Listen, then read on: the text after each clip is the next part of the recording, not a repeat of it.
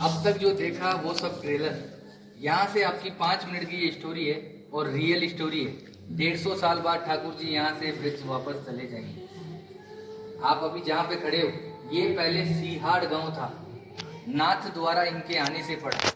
औरंगजेब का जब हमला हुआ, मथुरा वृंदावन गिरिराज जी वहां से ये पलायन करते करते इस गांव में आए। बीच में बहुत सारे गांव पड़े, किसी भी राजा ने इनको शरण नहीं दी क्योंकि सब औरंगजेब के अधीन हो गए थे। आपने बुक और पुस्तकों में पढ़ा है, मेवाड़ कभी किसी का गुलाम नहीं रहा है। यहाँ आते आते इस गांव में रथ का पहिया कीचड़ में फंस गया, ना तो आगे जाए ना पीछे जाए। ये है गंगाबाई जो श्री कृष्ण से रूबरू बात करती थी। पीछे हैं ब्रिजवासी, ये है पंडित दामोदर जी और ये मेवाड़ के राजा राज सिंह। यहाँ से 28 किलोमीटर दूर एकलिंग जी महादेव का मंदिर है। ये महादेव से डायरेक्ट बात करते थे, जैसे गंगाबाई श्री कृष्ण से बात करती थी वैसे ये महादेव से डायरेक्ट बात करते थे। जब इस गांव में रथ का पहिया कीचड़ में फंसा तो गंगाबाई ने श्री कृष्ण से पूछा, प्रभु क्या लीलाएं आपकी, ना तो रथ आगे जा रहा है ना पीछे जा रहा है। तो श्री कृष्ण जी ने पूछा,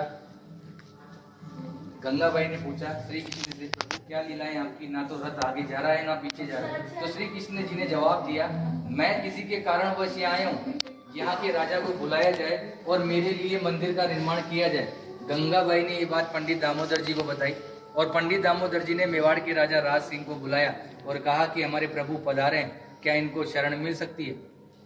तो राजा राज सिंह ने जवाब दिया, मैं मेरे गुरु आराध्य से पूछता हूँ, अगर वो इजाजत देंगे तो मैं मंदिर का निर्माण करवाऊंगा।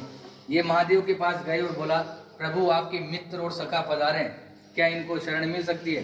तो भोलेनाथ ने एक सुंदर सा जवाब दिया, मेवाड़ की जनता अगर इसके नखरे उठा ले तो ही इसी को रोकना है, अन्यथा जाने देना है, क्योंकि ये अलग अलग श्रृंगार करता है, 8 समय की झांकियां लेता है और अलग अलग भोग लेता है। घूम फिर के ये बात गंगाबाई के पास आई और गंगाबाई ने श्री कृष्ण को बताया, प्रभु आपके लिए तो महादेव ऐसा ऐसा बोल रहे हैं। तो इन्होंने भी एक सुंदर सा जवाब दिया, वो है भोला, नाम से भी भोला है, काम से भी भोला है। उसको तो 2 रुपए की राख लगाकर बैठा दो तो बैठा रहेगा, मगर मेरे नखरे वो जानता है। मैं मेवाड़ की जनता को वचन देता हूँ, मैं यहाँ का जल भी ग्रहण नहीं करूंगा।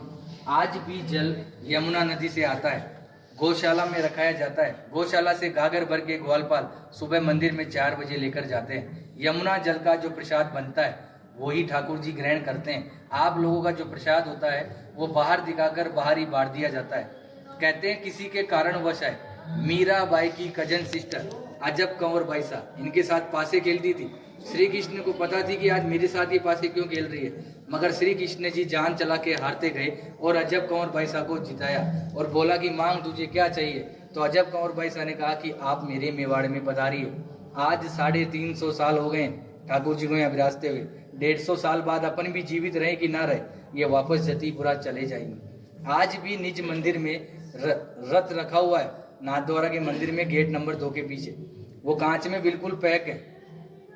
जब सुबह सुबह पुजारी झाड़ू निकालता है तो आज भी यमुना नदी का मिट्टी लगा हुआ रहता है। रोज मंगला से लेकर शयन तक ठाकुर जी यहाँ विराजते हैं। विराजने के बाद 7 साल का बालक है, माँ की याद आती है, जतीपुरा जाते हैं, माँ से मिलते हैं। माँ से मिलने के बाद निधि वन में रास नीलाए करके मंगला में वापस यहाँ आ जाते हैं। औरंगजेब एक बहाना था, ठाकुर जी को वचन निभाना था। ये जो पूरी लीला रची केवल अजब कंवर बाई सा के कारण।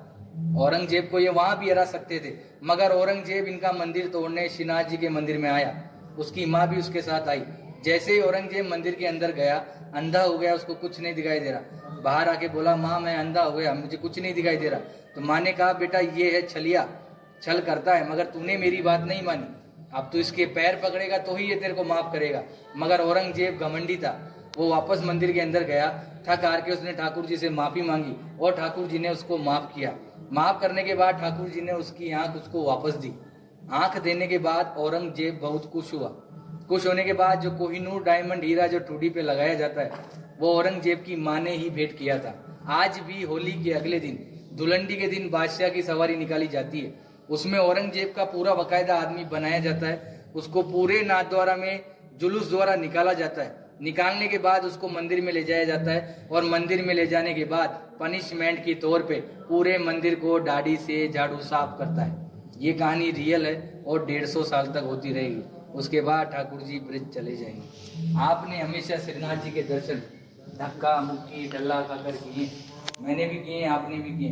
मगर यहाँ मैं आपको 8 दर्शन कराऊंगा, मंगला से लेकर शयन तक। ठाकुर जी क्या खाते हैं, क्या पहनते हैं, वो सब बताया जाएगा। उससे पहले आपको इस कमरे में जाना है।